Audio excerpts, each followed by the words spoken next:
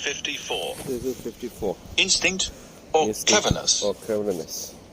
Listen to the tape. Listen to Then the answer the question below. answer the question below.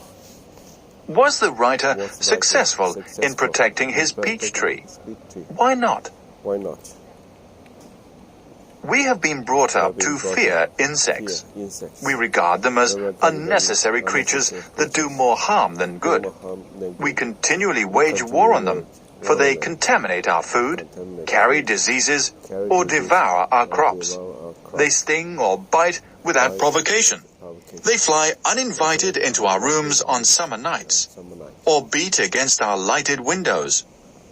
We live in dread not only of unpleasant insects like spiders or wasps, but of quite harmless ones like moths.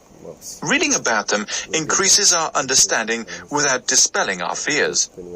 Knowing that the industrious ant lives in a highly organized society does nothing to prevent us from being filled with revulsion when we find hordes of them crawling over a carefully prepared picnic lunch. No matter how much we like honey, or how much we have read about the uncanny sense of direction which bees possess, we have a horror of being stung.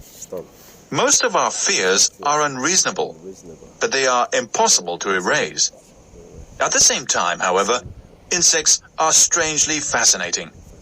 We enjoy reading about them, especially when we find that, like the praying mantis, they lead perfectly horrible lives. We enjoy staring at them, entranced as they go about their business, unaware, we hope, of our presence.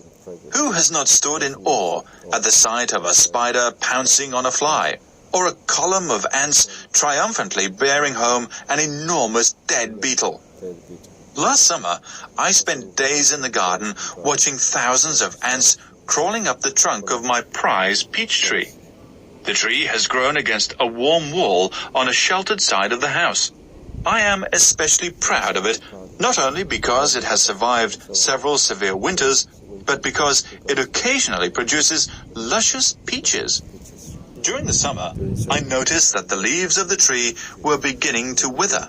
Clusters of tiny insects called aphids were to be found on the underside of the leaves. They were visited by a large colony of ants which obtained a sort of honey from them. I immediately embarked on an experiment which, even though it failed to get rid of the ants, kept me fascinated for 24 hours. I bound the base of the tree with sticky tape, making it impossible for the ants to reach the aphids. The tape was so sticky that they did not dare to cross it. For a long time, I watched them scurrying around the base of the tree in bewilderment. I even went out at midnight with a torch and noted with satisfaction and surprise that the ants were still swarming around the sticky tape without being able to do anything about it. I got up early next morning, hoping to find that the ants had given up in despair.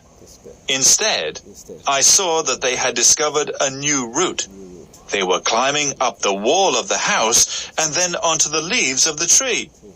I realized sadly that I had been completely defeated by their ingenuity. The ants had been quick to find an answer to my thoroughly unscientific methods.